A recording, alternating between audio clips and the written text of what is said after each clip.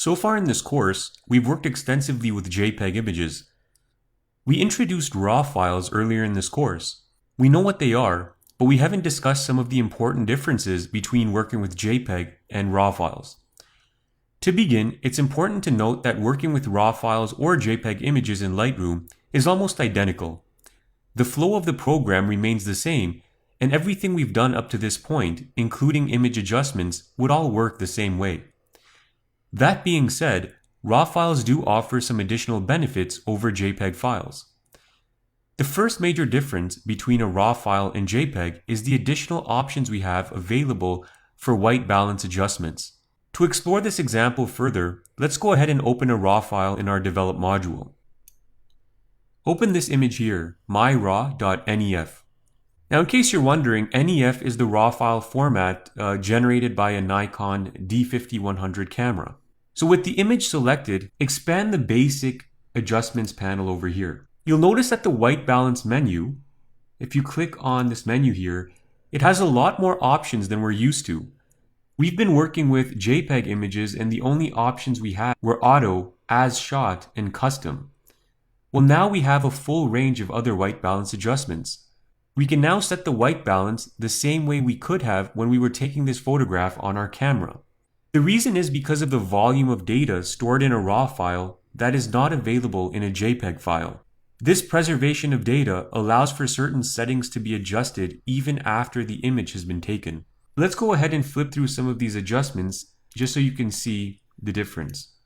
So this is daylight, cloudy, tungsten, fluorescent, and this is flash. So these are all the different options you would have had on your camera, and you can adjust the white balance now after the photo has been taken, which is one of the great advantages of working with RAW files. Another advantage of shooting with RAW is that you can calibrate the colors that you see in Lightroom to match those you would see on your camera's LCD display. You may have noticed that when you take a photograph on your camera, the colors you see in your camera display look entirely different when you open the image in Lightroom. To calibrate Lightroom with your camera, we'll need to expand the camera calibration panel. Now before I do, I'm just going to take my white balance back to As Shot. And here's the camera calibration panel, so just go ahead and expand that. Under the Profile menu, you'll find a list of options that match the options available in your camera. So that means what you see in my menu will likely be different from yours. This is unless you use a Nikon D5100.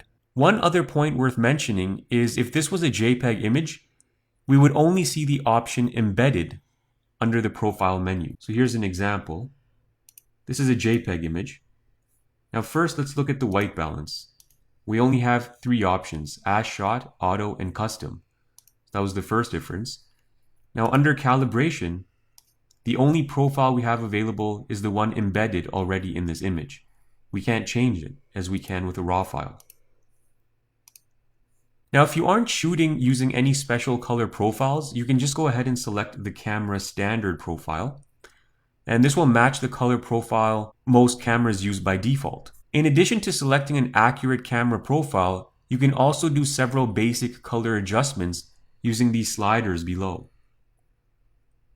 The shadow slider can be used to correct green and magenta tints in the shadow areas of your image. So go left for more green, go right for more magenta.